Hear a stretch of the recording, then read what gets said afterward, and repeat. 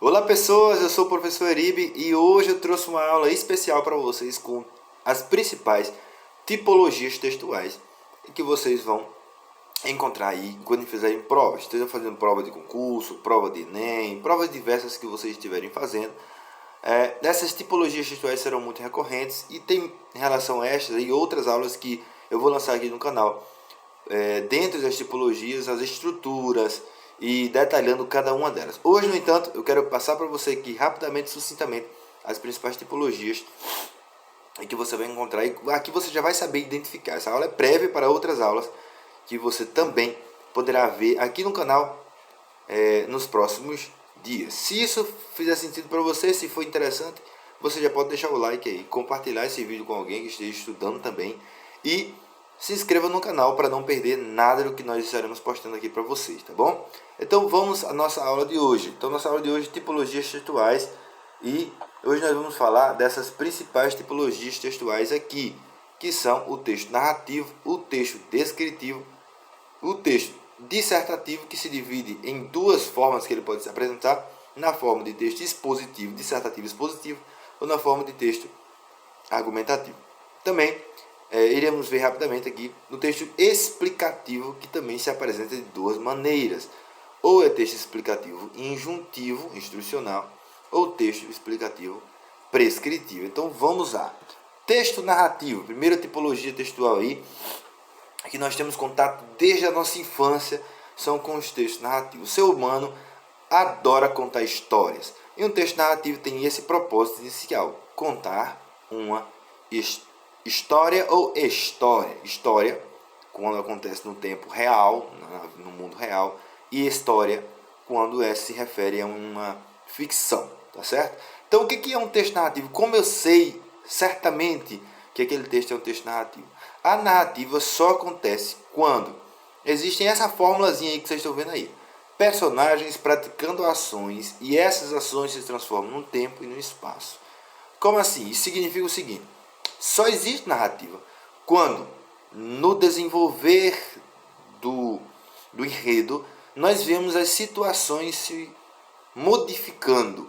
Existirá uma situação 1 que mudará necessariamente para uma situação 2, que mudará necessariamente para uma situação 3. Isso dentro, obviamente, de um tempo, seja ele psicológico ou cronológico, e dentro de um espaço. Aí nós colocamos essas figurinhas que vocês devem estar percebendo, né? Aqui a alusão nós estamos fazendo a história a história antiga e conhecida por todos nós, a história da Chapeuzinho Vermelho. As situações da narrativa só começam, quem conhece a história sabe que a apresentação do personagem no início, a menina bonita, agradável, que todo mundo gostava, e lá naquela vizinhança ali, até que um dia a mãe pede para a menina levar os doces à casa da vovó, que mora lá no mato sozinha e ninguém sabe por quê, né? Bom, a história começa quando o personagem sai de um espaço, a casa da mãe, e vai para o bosque, um segundo espaço que muda de uma situação para outra, que ela está agora sozinha. Uma terceira situação em que ela encontra o lobo, outra terceira situação, outra quarta situação em que ela vai por outro caminho, e outras situações que vão sucedendo.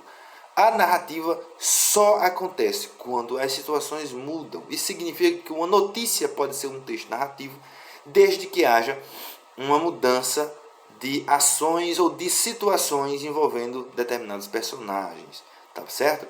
Então os textos narrativos, eles são tipicamente aqueles que nós conhecemos desde sempre: os contos, as crônicas, as fábulas, os romances, as novelas, entre outros textos que nos contam fatos, nos relatam fatos que se sucedem num tempo e em um espaço, tá bom? Compreendido aí que é um texto narrativo, então vamos para o segundo texto, o texto descritivo.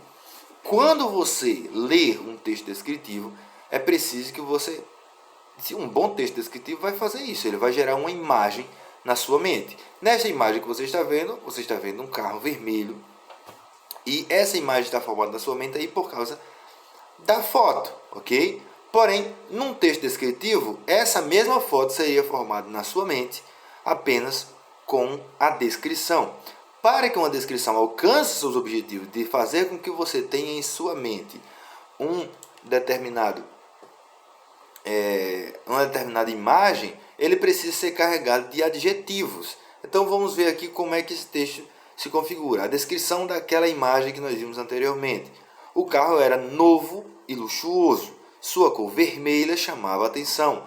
Com rodas grandes e rebaixadas, o carro era conversível, um modelo arrojado e pintura brilhante.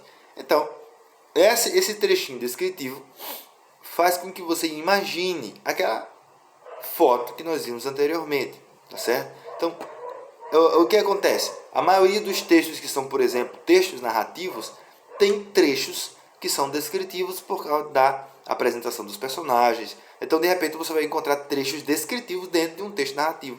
Isso significa, gente, que um texto não é puramente descritivo, puramente narrativo, puramente argumentativo. Um texto pode ter várias sequências dentro dele. O que se pergunta em uma prova é o quê? Qual a predominância? Qual é o propósito principal desse texto? É contar uma história? É descrever um personagem? É descrever um ambiente? É descrever um produto? O que é que esse texto está fazendo? Predominantemente. Então é por isso que as questões que você vai encontrar nas provas serão: esse texto é predominantemente da sequência textual, narrativa, descritiva, argumentativa, injuntiva, instrucional, enfim, várias outras eras. Então saiba reconhecer um texto descritivo, porque ele é carregado por adjetivações. Não existe mudança de tempo e a descrição ela pode aparecer de duas maneiras: descrição objetiva e descrição subjetiva. Na aula sobre descrição, nós vamos falar mais detalhadamente sobre essas tipologias aí, objetiva e subjetiva. Vamos em frente? Muito bem. Agora nós temos o texto dissertativo. A dissertação, quando se fala em dissertação, obviamente se pensa em texto argumentativo, mas a dissertação ela não apresenta somente como texto argumentativo. A dissertação pode se apresentar de duas maneiras: como texto dissertativo, argumentativo, que é o mais comum, muito comum, nós encontramos por aí o texto dissertativo argumentativo, e como texto dissertativo expositivo. Porque o que é dissertar? Dissertar é discorrer, é informar, é esclarecer alguém sobre algum assunto, algum tema. Então, quando eu faço uma exposição de alguma coisa, de algumas ideias ou de alguns fatos, eu estou fazendo um texto dissertativo, eu estou discorrendo sobre alguma coisa. Porém, existe a modalidade expositiva, que é esta daqui, ó. Eu apenas exponho para vocês um fato, uma opinião, um ponto de vista ou quaisquer coisas que sejam, sem nenhuma necessidade de convencer alguém. Então, se eu digo para você: você sabia isso? E aí de repente eu conto para você aí uma determinada informação sobre alguma coisa, se eu trago para você algo que você não conhece, se eu mostro para você vários pontos de vista sobre alguma coisa sem querer te convencer a fazer nada, então eu estou fazendo um texto dissertativo na modalidade expositiva. E vamos ter, obviamente, também a outra modalidade, que é a modalidade expositiva argumentativa, que neste caso eu quero defender uma ideia e convencer o leitor de que meus argumentos são verdadeiros e fazer com que ele mude de opinião, com que ele compre um produto ou ele adira a uma causa. Né? Eu coloquei esse meme aí porque essa das propagandas é muito interessante. É um texto argumentativo que tenta convencer você de que você precisa de um determinado produto, que você precisa de fazer qualquer coisa. A argumentação ela mostra razões para que você possa aderir a uma certa opinião ou uma certa ideia. Certo? Esta é a argumentação. Vamos em frente. Eis o exemplo de um texto, de um parágrafo argumentativo sobre a seguinte pergunta: a redução da maioridade penal é interessante? É bom? Vai ser bom ou não? Né? Aquela discussão toda que nós tivemos aí. Então, a pessoa diz claramente aí: sou contra sou contra toda e qualquer forma de impunidade. Quem fere a lei deve ser responsabilizado. Mas reduzir a idade penal, além de ineficiente para combater o problema, essa é a ideia, essa é a opinião do autor do texto, desqualifica a discussão. Isso é muito comum quando acontecem crimes que chocam a opinião pública, o que não respeita a dor das vítimas e não reflete o tema seriamente. Problemas complexos não serão superados por abordagens simplórias e imediatistas. Então, o autor desse texto ele defende claramente um ponto de vista e coloca razões para que quem está lendo esse texto também chegue à conclusão de que a ideia dele está correta. Para isso ele mostra discursos emocionais, para isso ele mostra a questão da abordagem não ser uma abordagem significativa e nem séria de acordo com o que ele defende. Então a pessoa que está lendo esse texto tende a concordar com ele, porque ele está colocando razões, levantando razões para que aquele leitor também leve em consideração que essas ideias dele são bem-vindas, ok? Esse é um texto argumentativo. O próximo texto é o texto explicativo.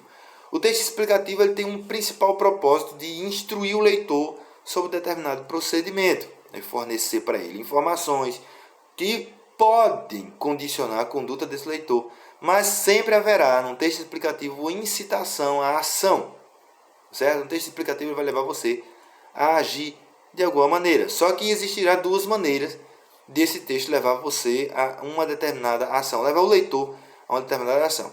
É o texto injuntivo, né? O texto explicativo da forma injuntiva, que você tem liberdade de ação, ou um texto prescritivo, em que há obrigatoriedade da ação. Como assim texto injuntivo com liberdade de ação? Vamos ver um exemplo. Exemplo de texto explicativo e injuntivo, em que há liberdade de ação. Receita culinária. Você é obrigado a fazer uma receita culinária? Não.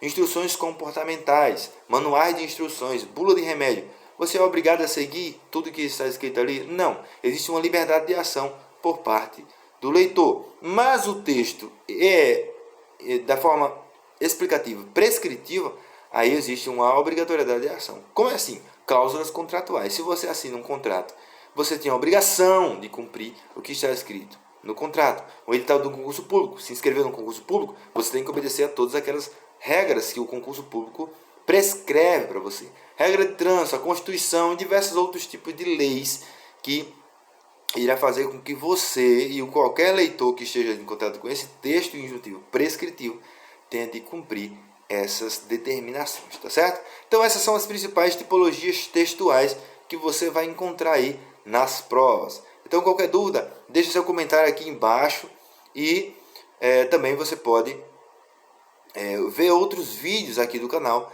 que vão ajudar você também a vencer aí rumo a seus objetivos, passando em provas e acertando o máximo possível de questões. Eu sou o professor Eribe, obrigado pela sua atenção e até a próxima, se Deus quiser. Tchau!